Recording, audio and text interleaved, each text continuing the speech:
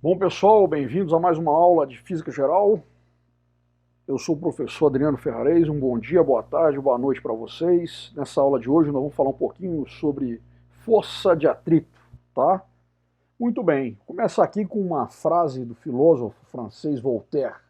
Nunca a natureza é tão aviltada como quando a ignorância supersticiosa tem a arma do poder, né?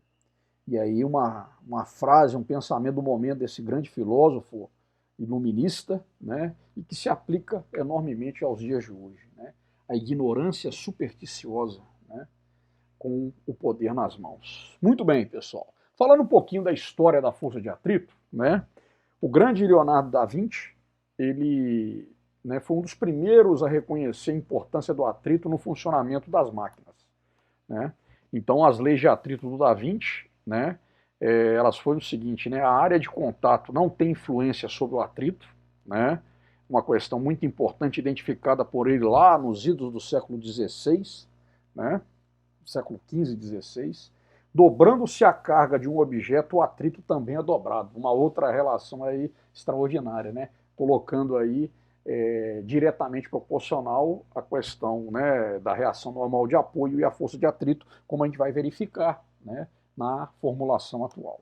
Depois o Guillaume Amontons, né, ele redescobriu as leis de Da Vinci, né, sobre o atrito, né, e ele chegou à conclusão de que o atrito era devido à rugosidade das superfícies, certo?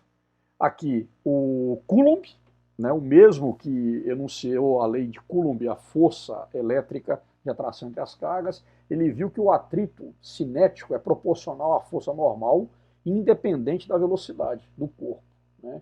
E aí foi a chamada lei de, né, ele pegou um pouco dos estudos de Amontons, né, lei Amontons-Coulomb, tá certo? Aqui o Charles Coulomb, né, francês, muito bem, tá? Então ele observou essa relação, né? Já chegou a um enunciado mais, o mais recente. Bom, o atrito estático e o atrito cinético, né? Quando você tem ausência de forças horizontais, né, você tem que a velocidade é nula, né, então a força de atrito é igual à força de atrito estático, né? Só que aí você tem que a força de atrito estático máxima é aquela na iminência do movimento ou na iminência do deslizamento do corpo, tá certo?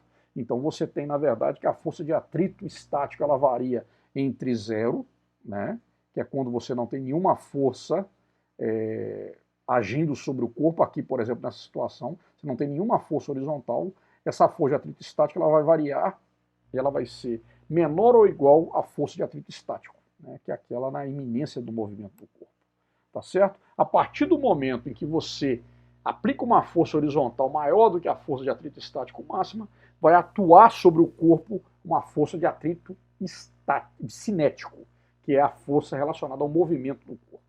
Então, a partir do momento que você vence o atrito estático, né, atingindo o valor máximo, a força de atrito estático máxima, vai atuar sobre o corpo uma força de atrito cinético, tá? Relacionada ao movimento do corpo, tá? Então, a força de atrito sobre um corpo tem sempre o sentido oposto ao do seu movimento ou à sua tendência de movimento em relação ao outro corpo, tá? Bom, os coeficientes de atrito estático e atrito cinético, eles dependem das duas superfícies envolvidas, né?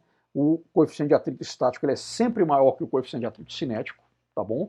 Né? E o coeficiente de atrito cinético ele é independente da velocidade relativa das superfícies, ele é sempre constante, tá? Aqui, olha só, aqui é interessante, né? Que a gente tem aqui, né? A relação aqui, ó, da força de atrito, tá? Né? Então aqui eu tenho a região de atrito estático, a região estática. Você vê que a força de atrito estático ela cresce até atingir o valor máximo, que seria a força de atrito estático máxima. E depois o que acontece? À medida, né, que você tem aqui a variação da força, você tem aí, né, uma queda entre atrito estático e atrito cinético, e depois esse atrito cinético ele permanece praticamente constante, que seria a força de atrito cinético, coeficiente de atrito cinético vezes a normal. Tá certo? Beleza. Aqui a comparação entre os coeficientes de atrito, estático e cinético. Então ali, por exemplo, aço com aço, o coeficiente de atrito estático ele é de 0,74, cinético 0,57, madeira a madeira, varia o estático entre 0,25 e 0,50 e o cinético 0,20, né? Gelo e gelo, né? Metal, metal, e a gente vê aí, né? Juntas dos ossos, né? Olha o coeficiente de atrito estático e o coeficiente de atrito cinético aqui, né? Entre as juntas dos ossos, tá bom? Bom, pessoal, essas aqui são as referências da aula de hoje sobre forças de atrito. A gente se vê na próxima aula. Até mais.